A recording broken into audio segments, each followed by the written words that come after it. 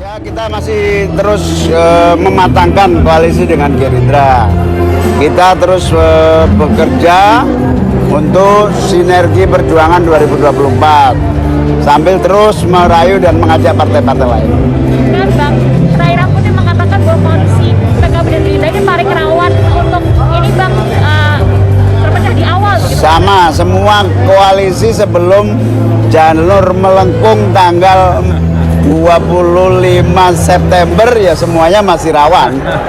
Yang disebut Caimin melangkah dengan Prabowo Subianto gitu ya.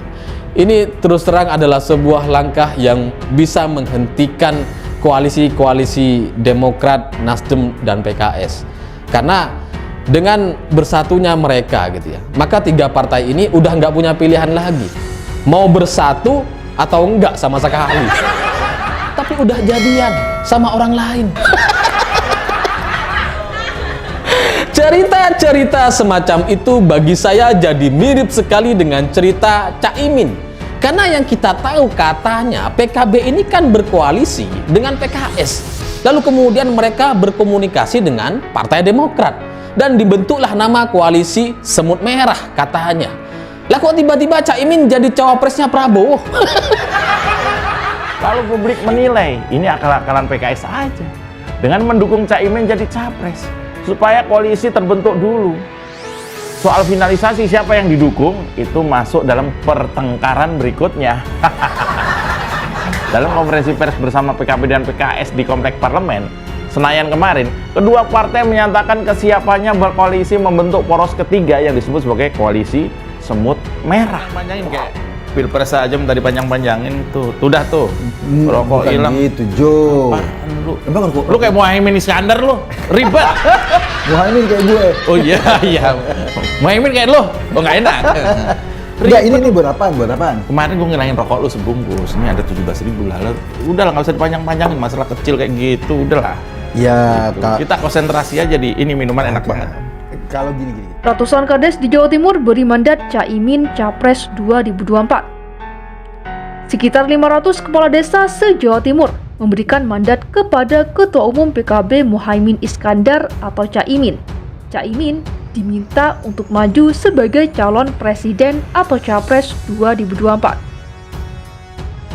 Mandat tersebut diberikan saat para kades melakukan audiensi dengan Caimin dalam forum bertajuk Mandat Desa untuk Indonesia, Budal Gus, di Kampung Coklat, Kabupaten Blitar pada Selasa 14 Februari 2023.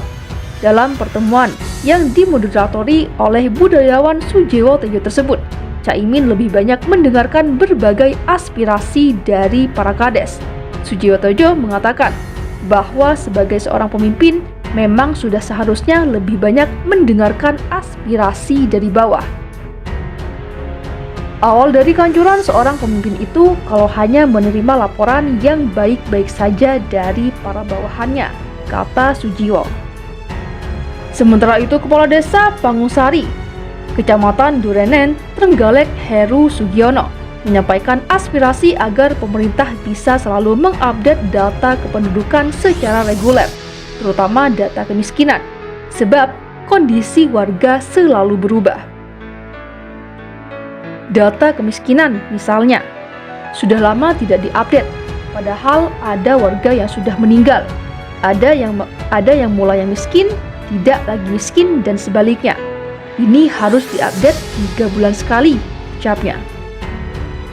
Heru juga mendoakan Caimin terpilih sebagai presiden pada Pilpres 2024. Mudah-mudahan 2024 terpilih sebagai presiden karena Bapak Muhaimin yang tahu soal desa, ungkapnya. Di tempat yang sama, Kepala Desa Balong Jeruk, Kecamatan Kunjang, Kabupaten Kediri Safi'i, menyampaikan persoalan yang kerap dihadapi warganya, yakni pupuk yang langka. Problem pertanian warga adalah kelangkaan pupuk. Ini yang menjadi keluhan massal petani. Dulu 2014 masa awal Presiden Jokowi, pupuk ada 5 jenis, sekarang hanya 2 jenis. Itu pun kemasannya berkurang sehingga memaksa petani beli pupuk non-subsidi yang harganya 4-5 kali lipat. Ini mengurangi hasil para petani. ungkapnya. Saya mohon kepada Gus Muhaimin, kalau menjadi presiden betul-betul memperjuangkan nasib petani. Dan saya doakan 2024 Gus Muhaimin presiden dan PKB Jaya, sambungnya. Merespon keluhan para kades, Caimin memastikan bahwa aspirasi itu sudah dicatat dengan detail.